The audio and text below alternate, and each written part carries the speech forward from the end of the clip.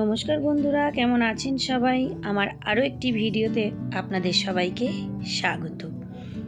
আজকে নিয়ে চলে এসেছি একটা খুব সহজ পদ্ধতিতে ফুলকপির রেসিপি।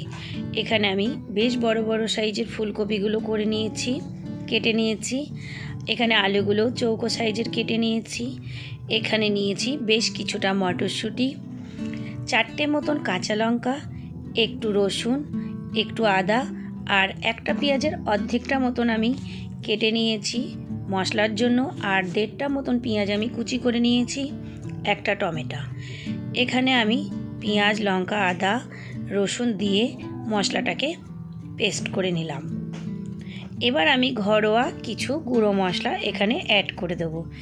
1/2 চামচ মতন ধনে গুঁড়ো, 1/2 চামচ মতন জিরে গুঁড়ো, 1/2 চামচ মতন লঙ্কা গুঁড়ো, একটু সবজি মশলা আর একটু মিট মশলা, বাস এই সামান্য। এবার এটাকে ভালো করে মিশিয়ে নিলাম। তো এবার চলুন, আমি কড়াইটা বসিয়ে দিয়েছি, কড়াই গরমও হয়ে গেছে। এবার আমি তেলটা দিয়ে দিলাম। তেলে অল্প পরিমাণে হলুদ দিয়ে দিলাম। যখন আমি আলু আর ফুলকপিটা ভেজে নেব, যাতে আলু ও ফুলকপির কালারটা খুব সুন্দর আসে, তার জন্য। এখানে কিন্তু আলুগুলো আমার বেশ ভালো করে ভাজা হয়ে গেছে। আলুগুলো তুলে নিয়ে ওই তেলেই ফুলকপিগুলোকেও দিয়ে দিলাম। ফুলকপিগুলো বেশ ভালো করে নাড়াচাড়া করে অল্প পরিমাণে একটু লবণ দিয়ে দিলাম,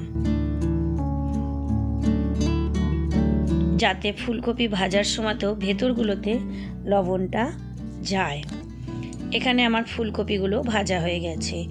এবার ফুলকপিগুলোকেও তুলে নিয়ে কড়াইয়ে আরও একটু তেল দিয়ে দিলাম। তেলের উপরে 1/2 চামচ মতন জিরে, একটা শুকনো লঙ্কা দিয়ে দিলাম। এগুলো বেশ একটু ভেজে নিয়ে পেঁয়াজটা যে কুচি করে রেখেছিলাম সেটাকে দিয়ে দিলাম। এখানে আমি কিন্তু যতটা রান্না দেখাই, সমস্ত রান্নাই কিন্তু খুব সাধারণ ও সিম্পলের ভিতরেই দেখাই, যাতে খুব তাড়াতাড়ি ও ঝটপট রান্না হয়ে যায়। আমি এখানে পেঁয়াজ আর টমেটোটা দিয়ে বেশ কিছুক্ষণ নেড়ে চেড়ে লবণটা পরিমাণ মতন দিয়ে দিলাম। এখানে কিন্তু আমার পেঁয়াজ আর টমেটোটা বেশ ভালো রকমভাবে গলে গেছে। এবার আমি যে মশলাটা তৈরি করে রেখেছিলাম সেটা এখানে দিয়ে দিলাম। মশলার যে কাপটা সেটাও আমি ধুয়ে একটু জল দিয়ে দিলাম। আমি কিন্তু আগে হলুদটা দিইনি, তাই এখানে হলুদ আর 4 ভাগের 1 ভাগ মতন আমি চিনি দিয়েছি, একটা চামচে করে। এটা মিষ্টি হবে না, কিন্তু এই চিনিটার জন্য তরকারিটার টেস্টটা আসবে। তো এখানে আমি মশলাগুলোকে খুব ভালো করে কষিয়ে নেব। যখন দেখব মশলা দিয়ে তেল ছেড়ে দিচ্ছে, তখন আমি ফুলকপি আলু যে ভেজে রেখেছি সেটা এখানে দিয়ে দিলাম।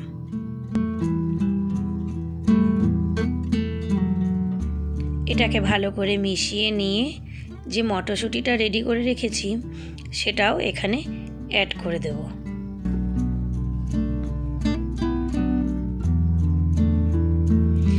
এইভাবে ফুলকপি রান্না করে দেখবেন, দারুণ টেস্টি হয় খেতে। এবার আমি এখানে 1 কাপ মতন জল অ্যাড করলাম, যাতে এটা ভালো করে কষানো হয়। এটাকে ভালো করে জলের সঙ্গে মশলার সঙ্গে মিশিয়ে নিয়ে আমি 5 মিনিটের জন্য এটাকে লো ফ্লেমে ঢেকে দিলাম। 5 মিনিট পরে দেখাই যাচ্ছে, এটাকে আরও একবার নেড়ে চেড়ে আমি ভালো করে এটাকে আরও একবারের জন্য ঢেকে দেব।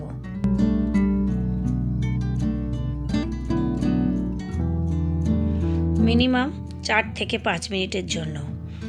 ঢাকা খুলে নিয়ে বোঝা যাচ্ছে আমার কিন্তু এখানে আলুগুলো বেশ সিদ্ধ হয়ে গেছে, আর ফুলকপিও বেশ ভালোই সিদ্ধ হয়ে কিন্তু এসেছে। ভালো করে কষিয়ে নেওয়ার পরে আমি এখানে জলটা অ্যাড করব অল্প পরিমাণে।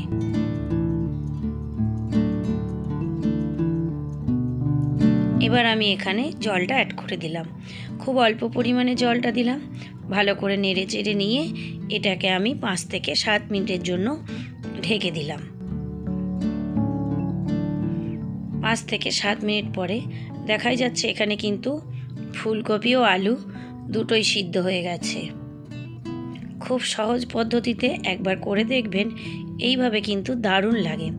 নামাবার আগে আমি অল্প একটু গরম মশলা দিয়ে ভালো করে নেড়ে চেড়ে নিলাম। এবার আমার ফুলকপিটা পুরোপুরিভাবে তৈরি হয়ে গেছে। এবার এটাকে নামিয়ে ফেললাম। একদম সাধারণ পদ্ধতিতে আমি এই রান্নাটা আপনাদের সামনে তুলে ধরলাম। এইভাবে একবার রান্না করে দেখবেন, দারুণ লাগবে। এটা গরম গরম ভাতের সাথে ও রুটির সঙ্গে, পরোটার সঙ্গে, আপনি সব কিছুর সঙ্গেই কিন্তু এটা খেতে পারবেন। তো আজকের ভিডিও আমি এখানেই শেষ করছি। দেখা হবে পরের আরেকটি ব্লগস ভিডিও নিয়ে বা আরেকটি ছোট্ট রান্নার নিয়ে। সবাই ভালো থাকবেন, সাবধানে থাকবেন। টাটা।